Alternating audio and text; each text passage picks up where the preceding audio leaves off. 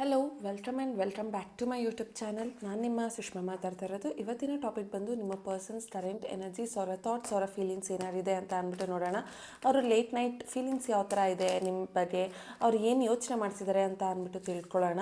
ನಿಮ್ಗೇನಾದರೂ ಈ ಒಂದು ರೀಡಿಂಗಲ್ಲಿ ಯಾವುದಾದ್ರೂ ಒಂದು ಎನರ್ಜಿನ ಕ್ಲೇಮ್ ಮಾಡ್ಕೋಬೇಕು ಅಂತ ಇದ್ದರೆ ನನ್ನ ಒಂದು ಕಮೆಂಟ್ ಸೆಕ್ಷನಲ್ಲಿ ನೀವು 111 ಅಂತ ಅಂದ್ಬಿಟ್ಟು ಟೈಪ್ ಮಾಡ್ಬೋದು. ಆ್ಯಂಡ್ ಆಲ್ಸೋ ನಿಮ್ಗೇನಾದರೂ ಪರ್ಸ್ನಲ್ ಟ್ಯಾರೋ ರೀಡಿಂಗ್ ಬೇಕಿದ್ರೆ ನನ್ನ ಒಂದು ವಾಟ್ಸಪ್ ನಂಬರ್ಗೆ ಕಾಲ್ ಅಥವಾ ಮೆಸೇಜ್ ಮಾಡಿ ನೀವು ರೀಡಿಂಗ್ನ ಪಡಿಬೋದು. ಸೊ ನೋಡೋಣ ನಿಮ್ಮ ಪರ್ಸನ್ ಏನು ಯೋಚನೆ ಮಾಡ್ತಿದ್ದಾರೆ ಅಂತ ಅಂದ್ಬಿಟ್ಟು. Okay, 4 of cups, page of wands. Okay, ಈ ಒಂದು ರೀಡಿಂಗ್ ಪ್ರಕಾರ ಈ ಪರ್ಸನ್ ನಿಮ್ಮ ಮೇಲೆ ತುಂಬಾ ಕ್ಯೂರಿಯಾಸಿಟಿ ಇದೆ. ನೀವೇನು ಮಾಡ್ತಿದ್ದೀರಾ, ನಿಮ್ಮ ಲೈಫಲ್ಲಿ ಏನು ನಡೀತಾ ಇದೆ, ನೀವು ಯಾರ ಜೊತೆ ಮಾತಾಡ್ತಿದ್ದೀರಾ, ನಿಮ್ಮ ಒಂದು ಪ್ರೀತಿ ಈಗ ಈ ವ್ಯಕ್ತಿ ಮೇಲೆ ಯಾವ ಥರ ಇದೆ ಅಂತ ಅಂದ್ಬಿಟ್ಟು ಅವರು ತಿಳ್ಕೊಳ್ಳೋದಕ್ಕೆ ತುಂಬಾ ಇಷ್ಟಪಡ್ತಾರೆ. ಬಟ್ ನೀವಿಲ್ಲಿ ನೋಡ್ತಿರ್ಬೋದು 4 ಆಫ್ ಕಪ್ಸ್ ಅಂತ ಅಂದರೆ ನೀವು ಆ ಪರ್ಸನ್ಗೆ ಇನ್ನು ಮೆಸೇಜ್ ಮಾಡೋದು, ಕಾಲ್ ಮಾಡೋದು, ಅಥವಾ ಅವ್ರಿಗೋಸ್ಕರ ನೀವು ಟ್ಯಾರೋ ರೀಡಿಂಗ್ನ ಕೇಳೋದು, ಅಥವಾ ಆಸ್ಟ್ರಾಲಜರ್ಸ್ ಹತ್ರ ಹೋಗೋದು, ರಿಚುವಲ್ಸ್ನ ಮಾಡೋದು, ಮ್ಯಾನಿಫೆಸ್ಟೇಷನ್ನ ಮಾಡೋದು, ಈ ಥರ ನೀವು ತುಂಬಾ ಮಾಡ್ತಿದ್ದೀರಾ. ಈ ವ್ಯಕ್ತಿನ ಉಳಿಸ್ಕೊಳ್ಳೋದಕ್ಕೆ ನಿಮ್ಮ ಜೀವನದಲ್ಲಿ ಏನೇನು ಬೇಕೋ ಅದನ್ನು ನೀವು ಟ್ರೈ ಮಾಡ್ತಿದ್ದೀರಾ. ಅಂದರೆ ನೀವು ನಿಮ್ಮ ಪ್ರೀತಿನ ಈ ವ್ಯಕ್ತಿಗೆ ಆಫರ್ ಮಾಡ್ತಿದ್ದೀರಾ. ಅವರು ಯೋಚನೆ ಮಾಡ್ತಿದ್ದಾರೆ ಈ ಒಂದು ಪ್ರೀತಿನ ತೊಗೋಬೇಕಾ ತೊಗೋಬಾರ್ದಾ, ನೀವು ಮಾಡ್ತಿರೋವಂಥ ಈ ಒಂದು ಆಫರ್ನ ಇವರು ಅಕ್ಸೆಪ್ಟ್ ಮಾಡಬೇಕಾ ಬೇಡವಾ ಅನ್ನುವಂಥ ಒಂದು ಗೊಂದಲದಲ್ಲಿ ಈ ವ್ಯಕ್ತಿ ಇದ್ದಾರೆ ಅನ್ನುವಂಥದ್ದು ಕಾಣಿಸ್ತಾ ಇದೆ.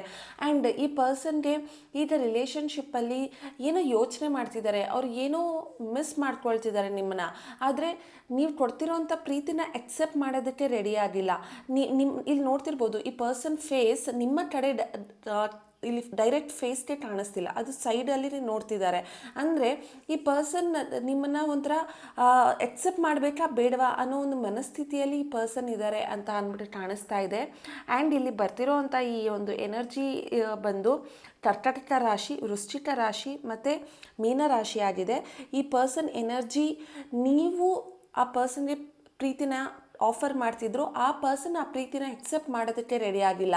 ಬಟ್ ಅವ್ರಿಗೆ ನಿಮ್ಮ ಮೇಲೆ ಅಷ್ಟೇ ಅಲ್ಲ, ಅವ್ರು ಯಾರೇ ಅವ್ರಿಗೆ ಪ್ರೀತಿನ ಆಫರ್ ಮಾಡಿದ್ರು ಅವ್ರು ಅಕ್ಸೆಪ್ಟ್ ಮಾಡೋದಕ್ಕೆ ರೆಡಿ ಆಗಿಲ್ಲ. ಅವ್ರಿಗೆ ಈ ಪ್ರೀತಿ ಅನ್ನೋದ್ರಲ್ಲಿ ಈಗ ಖುಷಿ, ಸಂತೋಷ, ನೆಮ್ಮದಿನ ಅವ್ರು ಹುಡ್ಕೊಳ್ಳೋವಂಥ ಒಂದು ಪರಿಸ್ಥಿತಿಯಲ್ಲಿ ಈ ವ್ಯಕ್ತಿ ಇಲ್ಲ. ಅವರೊಂಥರ ಪ್ರೀತಿ ಅಂದರೆ ಏನೋ ಬೋರ್ ಅಥವಾ ಇಂಟ್ರೆಸ್ಟ್ ಇಲ್ಲ, ಅಥವಾ ಪ್ರೀತಿ ಅನ್ನೋದು ಸತ್ಯ ಅಲ್ಲ, ಎಲ್ಲರೂ ಫೇಕ್, ಈ ಥರ ಒಂದು ಮನಸ್ಥಿತಿಯಲ್ಲಿ ಈ ಪರ್ಸನ್ ಇದ್ದಾರೆ. ಅಂದರೆ ಅವರು ಯಾವುದನ್ನು ನಂಬುವಂಥ ಪರಿಸ್ಥಿತಿಯಲ್ಲಿಲ್ಲ. ಅವ್ರಿಗೆ ಟ್ರಸ್ಟ್ ಇಶ್ಯೂ ಅನ್ನುವಂಥದ್ದು ತುಂಬ ಕಾಡ್ತಾ ಇದೆ ಅಂತ ಹೇಳ್ಬೋದು. ಸೊ ನೀವು ಎಷ್ಟೇ ಏನೇ ಮಾಡಿದ್ರೂ ಕೂಡ ಈ ಪರ್ಸನ್ಗೆ ಆ ಪ್ರೀತಿನ ಅಕ್ಸೆಪ್ಟ್ ಮಾಡೋದಕ್ಕೆ ರೆಡಿಯಾಗಿಲ್ಲ, ಅದನ್ನು ಅನುಭವಿಸೋದಕ್ಕೆ ಅವರು ರೆಡಿಯಾಗಿಲ್ಲ. ಅವರಿಗೆ ಪ್ರೀತಿ, ವಿಶ್ವಾಸ, ಕರುಣೆ ಇದು ಯಾವುದೇ ನೀವು ಅವ್ರಿಗೀಗ ತೋರಿಸಿದ್ರೂ ಕೂಡ ಈ ಪರ್ಸನ್ ಅದನ್ನು ತೊಗೊಳೋದಕ್ಕೆ ರೆಡಿಯಾಗಿಲ್ಲ. ಅವ್ರಿಗೆ ಪ್ರೀತಿಯಲ್ಲಿ ಈಗ ಇರೋದಕ್ಕೆ ಇಷ್ಟ ಇಲ್ಲ ಅನ್ನುವಂಥದ್ದು ತೋರಿಸ್ತಾ ಇದೆ. ಆ್ಯಂಡ್ ಇಲ್ಲಿ ಪೇಜ್ ಆಫ್ ವಾಂಡ್ಸ್ ಅಂತ ಬರ್ತಿದೆ. ಅಂದರೆ ಅವ್ರಿಗೆ ನಿಮ್ಮ ಮೇಲೆ ಒಂದು ಎಕ್ಸೈಟ್ಮೆಂಟ್ ಇದೆ. ಒಂದು ನೀವೇನು ಮಾಡ್ತಿದ್ದೀರಾ, ನೀವು ಎಲ್ಲಿದ್ದೀರಾ, ನೀವು ಯಾರ ಜೊತೆ ಇದ್ದೀರಾ, ನೀವು ಯಾರ ಜೊತೆ ಮಾತಾಡ್ತಾ ಇದ್ದೀರಾ, ನಿಮ್ಮ ಜೀವನದಲ್ಲಿ ಏನು ನಡೀತಾ ಇದೆ, ಇದನ್ನು ಅವರು ತಿಳ್ಕೊಳ್ಳೋದಕ್ಕೆ ಇಷ್ಟಪಡ್ತಾರೆ. ಆದರೆ ನೀವು ಕೊಡೋವಂಥ ಪ್ರೀತಿನ ಆಫರ್ ಮಾಡ್ತಿದ್ದೀರಲ್ಲ, ಇದನ್ನು ಅಕ್ಸೆಪ್ಟ್ ಮಾಡ್ತಿಲ್ಲ. ಆದರೆ ನಿಮ್ಮ ಜೀವನದಲ್ಲಿ ನೀವು ಖುಷಿಯಾಗಿದ್ದೀರಾ, ನೀವು ಸಂತೋಷವಾಗಿದ್ದೀರಾ, ನೀವು ಕೆಲಸಕ್ಕೆ ಹೋಗ್ತಿದ್ರೆ ನಿಮ್ಮ ಕೆಲಸ ಹೇಗೆ ನಡೀತಾ ಇದೆ, ನಿಮ್ಮ ಬಗ್ಗೆ ಅವರು ಆಲೋಚನೆ ಮಾಡ್ತಿದ್ದಾರೆ, ಅವ್ರು ಥಿಂಕ್ ಮಾಡ್ತಿದ್ದಾರೆ. ಬಟ್ ಆ್ಯಕ್ಷನ್ನ ತೊಗೊಳ್ಳೋದಲ್ಲ, ಆದರೆ ಆ ಪರ್ಸನ್ಗೆ ನಿಮ್ಮ ಜೀವನದಲ್ಲಿ ಏನು ನಡೀತಿದೆ ಅನ್ನೋವಂಥದ್ದನ್ನು ತಿಳ್ಕೊಳ್ಳೋ ಅಂಥದ್ದು. ಅವರು ಅನಲೈಸ್ ಮಾಡ್ತಿದ್ದಾರೆ, ನಿಮ್ಮ ಹತ್ರ ಈಗ ಬರಬೇಕಾ ಬರಬಾರ್ದಾ ಅನ್ನೋವಂಥ ಒಂದು ಯೋಚನೆನ ಮಾಡ್ತಿದ್ದಾರೆ. ಅವ್ರಿಗೆ ನಿಮ್ಮ ಜೀವನದಲ್ಲಿ ಏನು ನಡೀತಿದೆ ಅಂತ ತಿಳ್ಕೊಳ್ಳೋದ್ರ ಬಗ್ಗೆ ಅವ್ರು ಯೋಚನೆ ಮಾಡ್ತಿದ್ದಾರೆ. ಅಂದರೆ ಅವರು ನಿಮ್ಮ ಬಗ್ಗೆ ಇನ್ನೂ ಆಲೋಚನೆ ಅನ್ನುವಂಥದ್ದು ಇದೆ ಅನ್ನುವಂಥದ್ದು ಇಲ್ಲಿ ಕಾಣಿಸ್ತಾ ಇದೆ. ಆ್ಯಂಡ್ ಇಲ್ಲಿ ಪೇಜ್ ಆಫ್ ವಾಂಡ್ಸ್ ಅಂತ ಬಂದಾಗ ಅವರು ನಿಮ್ಮ ಮೇಲೆ ಒಂದು ಅಟ್ರ್ಯಾಕ್ಷನ್ ಅನ್ನುವಂಥದ್ದು ಇದೆ. ಅವ್ರಿಗೆ ನಿಮ್ಮ ಮೇಲೆ ಒಂದು ನಿಮ್ಮ ಪಾರ್ಟ್ನರ್ಗೆ ಒಂದು ಪ್ರೀತಿ ಏನಿದೆಯಲ್ಲ, ಅದಕ್ಕೆ ಕಮಿಟ್ಮೆಂಟ್ ಕೊಡಬೇಕು ಅನ್ನೋ ಪ್ರೀತಿಗಿಂತ ನೀವು ಖುಷಿಯಾಗಿರಬೇಕು, ನೀವು ಸಂತೋಷವಾಗಿರಬೇಕು, ನೀವು ನಿಮ್ಮ ಜೀವನದಲ್ಲಿ ನೀವು ಏನೆಲ್ಲ ಖುಷಿನ ಪಡಿಬೇಕು ಅಂತ ಅಂದ್ಕೊಳ್ತಿದ್ದೀರಲ್ಲ ಅದೆಲ್ಲ ಸಿಗಬೇಕು ಅಂತ ಅಂದ್ಬಿಟ್ಟು ಅವರು ಅಂದ್ಕೊಳ್ತಿದ್ದಾರೆ. ಆದರೆ ಅವ್ರಿಗೆ ಏನು ಅರ್ಥ ಆಗ್ತಿಲ್ಲ ಅಂದರೆ ಅವರ ಖುಷಿ, ಸಂತೋಷ, ನೆಮ್ಮದಿ, ಆ ಪ್ರೀತಿ ನೀವೇ ಅನ್ನೋದು ಆ ಪರ್ಸನ್ಗೆ ಅರ್ಥ ಆಗ್ತಿಲ್ಲ. ಅವ್ರನ್ನ ಬಿಟ್ಟು ನಿಮಗೆ ಇನ್ನೆಲ್ಲ ಪ್ರೀತಿ, ಸಂತೋಷ, ಖುಷಿ ಸಿಗಬೇಕು ಅಂತ ಅವ್ರು ಫೀಲ್ ಮಾಡ್ತಿದ್ದಾರೆ. ಆದರೆ ನೀವು ಹೇಳ್ತಿದ್ದೀರಾ ಆ ಖುಷಿ, ಸಂತೋಷ, ನೆಮ್ಮದಿ, ಪ್ರೀತಿನೇ ಅವ್ರು ಬರ್ದೇನೆ ನಾನು ಹೇಗೆ ಸಂತೋಷವಾಗಿರೋದು ಅಂತ ಅಂದ್ಬಿಟ್ಟು ನೀವು ಫೀಲ್ ಮಾಡ್ತಿದ್ದೀರಾ ಅನ್ನೋವಂಥದ್ದು ಇಲ್ಲಿ ಕಾಣಿಸ್ತಾ ಇದೆ. ಸೊ ಈ ಒಂದು ಪರ್ಸನ್ ರಾಶಿ ಬಂದು ಮೇಷರಾಶಿ, ಸಿಂಹ ರಾಶಿ ಮತ್ತು ಧನು ರಾಶಿ ಆಗಿರುವಂಥ ಚಾನ್ಸಸ್ ಇದೆ. ಮತ್ತು ಈ ಪರ್ಸನ್ ಡೇಟ್ ಆಫ್ ಬರ್ತ್ ಪ್ರಕಾರ ಅವರು 4/13/22/31 ಆಗಿರುವಂಥ ಚಾನ್ಸಸ್ ಇದೆ. ಆ್ಯಂಡ್ ಆಲ್ಸೋ ಈ ಪರ್ಸನ್ 2/11/2029 ಆಗಿರುವಂಥ ಚಾನ್ಸಸ್ ಇದೆ. ಸೊ ಈ ಪರ್ಸನ್ ನಿಮ್ಮನ್ನು ಒಂಥರ ಅನಲೈಸ್ ಮಾಡ್ತಿದ್ದಾರೆ, ಸಿಚುವೇಶನ್ನ ಅನಲೈಸ್ ಮಾಡ್ತಿದ್ದಾರೆ, ನಿಮ್ಮ ಪ್ರೀತಿನ ಅನಲೈಸ್ ಮಾಡ್ತಿದ್ದಾರೆ ಅಂತ ಅಂದ್ಬಿಟ್ಟು ಹೇಳ್ಬೋದು. Judgement card. Okay, judgement card ಅಂತ ಅಂದರೆ ನಿಮ್ಮಿಬ್ಬರ ಮಧ್ಯ ಒಂದು ಜಗಳ ಆಗಿ ಈ ರಿಲೇಷನ್ಶಿಪ್ ಎಂಡ್ ಆಗಿರ್ಬೋದು. ಅಂದರೆ ಸಡನ್ನಾಗಿ ನೀವೆಲ್ಲೋ ಹೋಗಿರ್ತೀರಾ, ನಿಮ್ಮ ಬಗ್ಗೆ ಏನೋ ತಪ್ಪು ತಿಳ್ಕೊಳ್ಳೋ ಅಂಥದ್ದು. ಆಮೇಲೆ ಅವ್ರಿಗೆ ಅನಿಸುತ್ತೆ ಈ ಪರ್ಸನ್ ಜೊತೆ ಇರೋದಕ್ಕಿಂತ ನಾನು ಮೂವ್ ಆನ್ ಆಗೋದು ಬೆಟರ್ ಅಂತ ಅಂದ್ಬಿಟ್ಟು ಅವ್ರು ನಿಮ್ಮಿಂದ ದೂರ ಆಗಿರೋವಂತಹ ಚಾನ್ಸಸ್ ಕೂಡ ಇರಬಹುದು.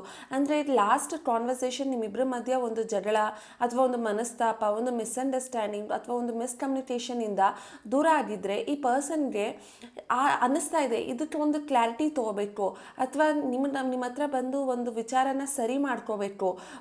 ನಾನು ಅಂದ್ಕೊಂಡಿರೋದು ತಪ್ಪೇನೋ ಅಥವಾ ಈ ಪರ್ಸನ್ನೇ ರೈಟ್ ಅಂತ ಇರ್ಬೋದೇನೋ, ಆದರೆ ಆ ಕ್ಲಾರಿಟಿ ಬೇಕು ನನಗೆ. ಆ ಒಂದು ಕನ್ಫ್ಯೂಷನಲ್ಲಿ ಇರೋದಕ್ಕಾಗಲ್ಲ.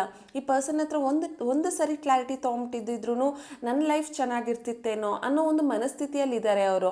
ಸೊ ರಿಲೇಷನ್ಶಿಪ್ ಚೆನ್ನಾಗಿರಬೇಕು ಅಂದರೆ ಕ್ಲಾರಿಟಿ ತೊಗೋಬೇಕಾಗಿತ್ತು ನಾನು. ಇಲ್ಲ ಅಂದಿದ್ರೆ ನಾವಿಬ್ಬರು ಒಟ್ಟಿಗೆ ಇರ್ಬೋದಿತ್ತು.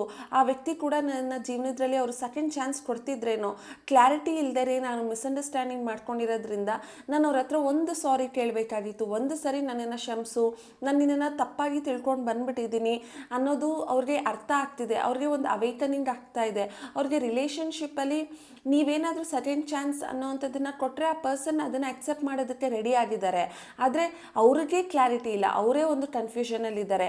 ಅವ್ರಿಗೆ ಒಂದು ಕ್ಲಾರಿಟಿ ಬೇಕಾಗಿದೆ ನಿಮ್ಮ ಕಡೆಯಿಂದ, ಆದರೆ ಅದನ್ನು ತಗೊಳ್ಳೋವಂತಹ ಪರಿಸ್ಥಿತಿಯಲ್ಲಿ ಅವರಿಲ್ಲ. ಯಾಕೆಂದರೆ ಅವ್ರಿಗೆ ಒಂದು ನಂಬಿಕೆ ದ್ರೋಹ ಅನ್ನೋವಂಥ ಫೀಲ್ ಆಗೋಗಿದೆ. ಏನೋ ಒಂದು ಟ್ರಸ್ಟ್ ಇಶ್ಯೂ ಅನ್ನೋದನ್ನು ಫೀಲ್ ಮಾಡ್ತಿದ್ದಾರೆ. ಸೊ ಈ ಪರ್ಸನ್ ಬಂದು ಪ್ರೀತಿನ ನೀವು ಏನೇ ಈಗ ಕ್ಲಾರಿಟಿ ಕೊಟ್ಟರು ಅವರು ತಗೊಳ್ಳೋದಕ್ಕೆ ರೆಡಿ ಆಗಿಲ್ಲ. ಆದರೆ ಅವ್ರ ಮನಸ್ಸಲ್ಲಿ ಮಾತ್ರ ಕ್ಲಾರಿಟಿ ಅನ್ನೋವಂಥದ್ದು ಬೇಕಾಗಿದೆ. ಸೊ ಹೀಗಾಗಿ ಈ ಪರ್ಸನ್ ಮನಸ್ಥಿತಿ ನೋಡಿದ್ರೆ ತುಂಬ ಕನ್ಫ್ಯೂಷನ್ ಅಲ್ಲಿ ಇರೋ ಹಾಗೆ ಕಾಣಿಸ್ತಾ ಇದ್ದಾರೆ. ಅವರಿಗೆ ಕ್ಲಾರಿಟಿ ಬೇಕು, ಬಟ್ ಕ್ಲಾರಿಟಿ ತೊಗೊಳೋದಕ್ಕೆ ಒಂದು ಸ್ಟೆಪ್ ಮುಂದೆ ಬಂದು ಆ ಒಂದು ಕ್ಲಾರಿಟಿನ ಆ ವ್ಯಕ್ತಿ ತೊಗೊಳ್ತಿಲ್ಲ ಅಂತ ಅಂದ್ಬಿಟ್ಟು ಇಲ್ಲ ಅನ್ನಿಸ್ತಾ ಇದೆ. 10 of wands. So 10 of wands ಅಂತ ಅಂದರೆ ಈ ಪರ್ಸನ್ಗೆ ತುಂಬ ಜವಾಬ್ದಾರಿಗಳಿದೆ ಅವರ ಜೀವನದಲ್ಲಿ. ಅವರ ಫ್ಯಾಮಿಲಿ ಆಗಿರ್ಬೋದು ಅಥವಾ ಅವರ ಕೆರಿಯರ್ ಆಗಿರಬಹುದು ಅಥವಾ ಆ ಒಂದು ವ್ಯಕ್ತಿಯ ಜೀವನದಲ್ಲಿ ಮಾಡೋಕ್ಕೆ ಬೇಕಾದಷ್ಟು ಕೆಲಸಗಳು ಅನ್ನುವಂಥದ್ದು ಇರ್ಬೋದು. ಸೊ ರೆಸ್ಪಾನ್ಸಿಬಿಲಿಟೀಸ್ ತುಂಬ ಇದೆ. ಆದರೆ ಅದರಲ್ಲಿ ನೀವು ಕೂಡ ಒಂದು ಅನ್ನೋದು ಆ ಪರ್ಸನ್ ಮರ್ತೋಗ್ಬಿಡ್ತಿದ್ದಾರೆ. ನಿಮ್ಮ ರೆಸ್ಪಾನ್ಸಿಬಿಲಿಟೀಸ್ನೂ ಅವರು ತೊಗೋಬೇಕಾಗಿತ್ತು ಅನ್ನೋದು ಆ ಪರ್ಸನ್ಗೆ ಅರ್ಥನೇ ಆಗಲಿಲ್ಲ. ಸೊ ರಿಲೇಷನ್ಶಿಪ್ಪಲ್ಲಿ ಇದು ಒನ್ ಸೈಡೆಡ್ ರಿಲೇಷನ್ಶಿಪ್ ಥರ ಆಗೋಗಿದೆ.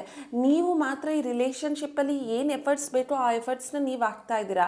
ಬಟ್ ಆ ಪರ್ಸನ್ ಮಾತ್ರ ಏನೂ ಎಫರ್ಟ್ಸ್ ಆಗ್ತಿಲ್ಲ. ಬಟ್ ಅವ್ರು ಆಲ್ರೆಡಿ ಏನೋ ಒಂದು ಟಯರ್ಡ್ ಆಗೋಗಿದ್ದಾರೆ, ಒಂದು ಸ್ಟ್ರೆಸ್ಸಲ್ಲಿದ್ದಾರೆ. ಅವರ ಜೀವನದಲ್ಲಿ ಅವರ ಜೀವನನೇ ಏನೋ ಕಷ್ಟ ಅನ್ನೋ ಥರ ಫೀಲ್ ಮಾಡ್ತಿದ್ದಾರೆ. ಸೊ ಈ ಪರ್ಸನ್ ಬಂದು ತುಂಬಾ ರಿಲೇಷನ್ಶಿಪ್ಗೆ ಬೇಕಾಗಿರುವಂತಹ ಎಫರ್ಟ್ಸ್ನ ಅವ್ರು ಆಗ್ತಾ ಇಲ್ಲ. ಆದರೆ ಅವರ ಪರ್ಸ್ನಲ್ ಲೈಫ್ಗೆ ಏನು ಎಫರ್ಟ್ಸ್ ಬೇಕೋ ಅದನ್ನು ಹಾಕೋದಕ್ಕೆ ಇವರು ಟ್ರೈ ಮಾಡ್ತಾ ಇದ್ದಾರೆ ಅಂತ ಅಂದ್ಬಿಟ್ಟು ಈ ಪರ್ಸನ್ ಹತ್ರ ಈಗ ನೀವು ಹೋಗಿ ಏನೇ ಹೇಳಿದ್ರು ಈ ಪರ್ಸನ್ ಲಿಸನಿಂಗ್ ಮೋಡಲ್ಲಿ ಇಲ್ಲ. ಯಾಕೆಂದರೆ ಇಲ್ಲಿ ನೋಡ್ಬೋದು, ಇಲ್ಲಿ ಕೋಣ ಇದೆ. ಕೋಣನ ಮುಂದೆ ತಿಂದ್ರಿ ಬಾರಿಸ್ತಂಡಿ ಅಂತ ಹೇಳ್ತೀವಿ ನಾವು ಅಲ್ವಾ. ಸೊ ನೀವು ಈ ಪರ್ಸನ್ ಮುಂದೆ ಇದು ಏನೇ ಹೋಗಿ ಹೇಳಿದ್ರು ಕೂಡ ಈ ಪರ್ಸನ್ ಅರ್ಥ ಮಾಡ್ಕೊಳ್ಳೋ ಸಿಚುವೇಶನಲ್ಲೇ ಇಲ್ಲ. ಅವರು ಅವ್ರದ್ದೇ ಆದಂಥ ಆಲೋಚನೆಯಲ್ಲಿದ್ದಾರೆ, ಅವ್ರದ್ದೇ ಆದಂಥ ಒಂದು ಝೋನಲ್ಲಿ ಇದ್ದಾರೆ. ನಿಮ್ಮ ಒಂದು ಝೋನ್ ಔಟಿಂದ ಹೊರಗಡೆ ಬಂದ್ಬಿಟ್ಟಿದ್ದಾರೆ. ಸೊ ಈ ಪರ್ಸನ್ ಅವ್ರದ್ದೇ ಆದಂಥ ಒಂದು ಪ್ರಪಂಚದಲ್ಲಿ ಅವ್ರು ಈಗ ಮುಳ್ಗೋಗಿದ್ದಾರೆ ಅಂತ ಅಂದ್ಬಿಟ್ಟು ಹೇಳ್ಬೋದು. ಆ್ಯಂಡ್ ಈ ಪರ್ಸನ್ ಇನ್ಶಿಯಲ್ ಬಂದು HDNYCTZ ಎಸ್ ಆಗಿರೋವಂಥ ಚಾನ್ಸಸ್ ಇದೆ. ಸೊ ಈ ಒಂದು ರೀಡಿಂಗಲ್ಲಿ ನಿಮ್ಗೇನಾದರೂ ಈ ಡೇಟ್ ಆಫ್ ಬರ್ತ್ ಅಥವಾ ಈ ಒಂದು ಇನ್ಷಿಯಲ್ ಅಥವಾ ಅವರ ಒಂದು ಝೋಡಿಯಾಕ್ ಸೈನ್ಸ್ ರೆಸೊನೇಟ್ ಆಗಿದ್ರೆ ನನಗೆ ಇನ್ಫಾರ್ಮ್ ಮಾಡಿ ಕಮೆಂಟ್ ಸೆಕ್ಷನಲ್ಲಿ. ಓಕೆ, ಸೊ ಈ ಪರ್ಸನ್ ಈಗ ಸದ್ಯಕ್ಕೆ ಝೋನ್ ಔಟ್ ಆಗಿದ್ದಾರೆ ಅಂತ ಅಂದ್ಬಿಟ್ಟು ಹೇಳ್ಬೋದು. ಅಂದರೆ ಈ ಪರ್ಸನ್ ಅವರು ರಿಲೇಷನ್ಶಿಪ್ಪಿಂದ ಹೊರಗಡೆ ಬಂದ ಮೇಲೆ ಅವರು ಖುಷಿಯಾಗಿದ್ದಾರೆ ಅಂತ ಮಾತ್ರ ನಾನು ಹೇಳೋದಕ್ಕಾಗಲ್ಲ. ಅವ್ರು ಏನೋ ಒಂದು ಸ್ಟ್ರೆಸ್ಸಲ್ಲಿದ್ದಾರೆ, ಟೆನ್ಷನಲ್ಲಿದ್ದಾರೆ, ಆ್ಯಂಗ್ಸೈಟಿಯಲ್ಲಿ ಇದ್ದಾರೆ. ನಿಮ್ಮ ಹತ್ರ ಮೇಲ್ನೋಟಕ್ಕೆ ಪ್ರಾಬಬ್ಲಿ ಅವರು ಖುಷಿಯಾಗಿದ್ದಾರೆ ಅಂತ ತೋರಿಸ್ಕೊಳ್ತಿರ್ಬೋದೇನೋ, ಬಟ್ ಅವರ ಮನಸ್ಥಿತಿ ಮಾತ್ರ ತುಂಬ ಕೆಟ್ಟದಾಗಿದೆ. ಅವ್ರಿಗೇನೋ ಈ ಒಂದು ಬೇಜಾರು ಅಥವಾ ಒಂದು ಏನಾಗಿದೆ ಮನಸ್ತಾಪ, ಇದರಿಂದ ಆ ಪರ್ಸನ್ ಇನ್ನೂ ಓವರ್ಕಮ್ ಆಗಿಲ್ಲ. ಅವ್ರು ಮಲಗ್ತಾ ಇರೋದು ನೋಡಿ, ಅವ್ರಿಗೆ ಏನೂ ಬೇಡ, ಅವ್ರ ಸುತ್ತಮುತ್ತ ಅವರೇ ಒಂದು ಗೋಡೆ ಹಾಕೊಂಡ್ಬಿಡ್ತಿದ್ದಾರೆ, ಅವ್ರದ್ದೇ ಆದಂಥ ಒಂದು ಪ್ರಪಂಚದಲ್ಲಿ ಅವರು ಇದ್ದಾರೆ. ಅವ್ರಿಗೆ ಈಗ ಪ್ರೆಸೆಂಟ್ ಸಿಚುವೇಶನಲ್ಲಿ ಅವರ ಹೃದಯ ಹೊಡೆದೋಗಿದೆ, ಅದನ್ನು ಅವರು ಹೊಲಿಗೆ ಹಾಕ್ಕೊಳ್ತಾ ಇದ್ದಾರೆ.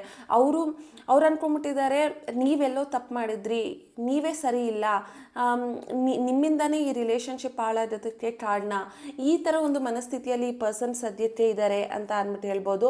ಸೊ ಅವರು ನಿಮ್ಮನ್ನು ಒಂದು ತಪ್ಪಾಗಿ ತಿಳ್ಕೊಂಡಿದ್ದಾರೆ ಅಂತ ಅಂದ್ಬಿಟ್ಟು ಇಲ್ಲಿ ಕಾಣಿಸ್ತಾ ಇದೆ. ಇದನ್ನು ಕ್ಲಾರಿಟಿ ತೊಗೊಳೋದಕ್ಕೆ ಆ ಪರ್ಸನ್ ಒಂದು ಸ್ಟೆಪ್ ಮುಂದೆ ಬರಬೇಕು.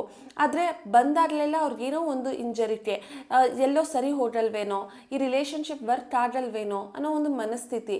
ಸೊ ಈ ಪರ್ಸನ್ ಒಂಥರ ಅವ್ರದ್ದೇ ಆದಂಥ ಒಂದು ಓವರ್ ಥಿಂಕಿಂಗಲ್ಲಿದ್ದಾರೆ ಅಂತ ಅಂದ್ಬಿಟ್ಟು ಹೇಳ್ಬೋದು. ಬಟ್ ಈ ಒಂದು ಓವರ್ ಥಿಂಕಿಂಗ್ ಹಿಂದೆ ಅವ್ರಿಗೇನಾದರೂ ಇಡನ್ ಫೀಲಿಂಗ್ಸ್ ಇದೆಯಾ ನಿಮ್ಮ ಮೇಲೆ? ಅವ್ರು ಏನಾದರೂ ನಿಮ್ಮ ಬಗ್ಗೆ ಫೀಲ್ ಮಾಡ್ತಾ ಇದ್ದಾರಾ? ಈ ಓವರ್ ಥಿಂಕ್ ಎಲ್ಲ ಅವ್ರಿಗೆ ಸ್ಟ್ರೆಸ್, ಆ್ಯಂಗ್ಸೈಟಿ, ಟೆನ್ಷನ್ ಕೊಡ್ತಾ ಇದೆ. ನಿಮಗಿಲ್ಲಿ ಅವರ ಭಾವನೆಗಳು ಗೊತ್ತಾಗ್ತಾ ಇದೆ, ಆದರೆ ಅವರ ಇನ್ನರ್ ಫೀಲಿಂಗ್ಸ್ ಅಂದರೆ ಅವ್ರು ನಿಮ್ಮ ಮೇಲೆ ಅವ್ರಿಗೆ ಪ್ರೀತಿ ಇದೆಯಾ ಇಲ್ವಾ, ಇದನ್ನು ತಿಳ್ಕೊಳ್ಳೋಣ ಬನ್ನಿ. Okay, I lost my self for a little while. Okay, ಅವ್ರು ಅಂತಿದ್ದಾರೆ ನನ್ನನ್ನು ನಾನೇ ಕಳ್ಕೊಂಬಿಟ್ಟಿದ್ದೀನಿ. ನಾನು ಅದನ್ನೇ ಹೇಳಿದ್ದು ಫಸ್ಟ್ ಕಾರ್ಡಲ್ಲಿ 4 ಆಫ್ ಕಪ್ಸಲ್ಲೇ. ಅವ್ರನ್ನೇ ಕಳ್ಕೊಂಬಿಟ್ಟಿದ್ದಾರೆ. ಅವ್ರಿಗೆ ಏನಾಗ್ತಿದೆ ಅಂತ ಅವ್ರಿಗೆ ಅರಿವಿಲ್ಲ.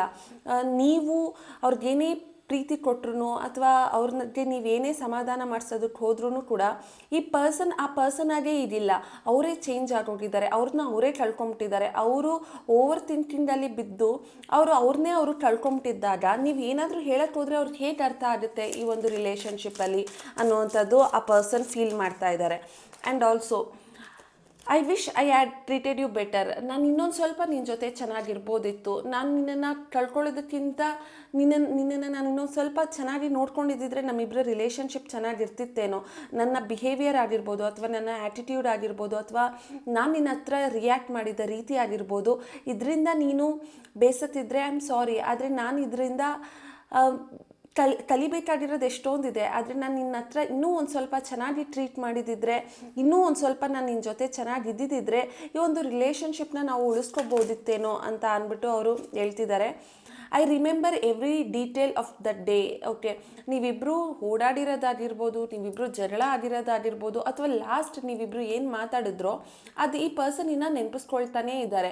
ಅವ್ರಿನ್ನ ಆ ಒಂದು ದಿನ ಏನಾಗಿತ್ತು ಮಾತುಕತೆ ಅಥವಾ ಪ್ರಾಬಬ್ಲಿ ನೀವಿಬ್ಬರು ಜಗಳ ಮಾಡ್ಕೊಂಡಿರೋದಾಗಿರ್ಬೋದು ಅಥವಾ ನೀವಿಬ್ಬರು ದೂರ ಆಗಿರೋದಾಗಿರ್ಬೋದು ಅಥವಾ ನಿಮ್ಮಿಬ್ಬರ ಮಧ್ಯ ಒಂದು ಸ್ಪೆಷಲ್ ಮೂಮೆಂಟ್ ಅಥವಾ ಸ್ಪೆಷಲ್ ಡೇ ಅನ್ನೋದೇನಾದರೂ ಇದ್ದರೆ ಆ ಪರ್ಸನ್ ಅದನ್ನು ಇನ್ನೂ ನೆನಪಿಸ್ಕೊಳ್ತಾ ಇದ್ದಾರೆ.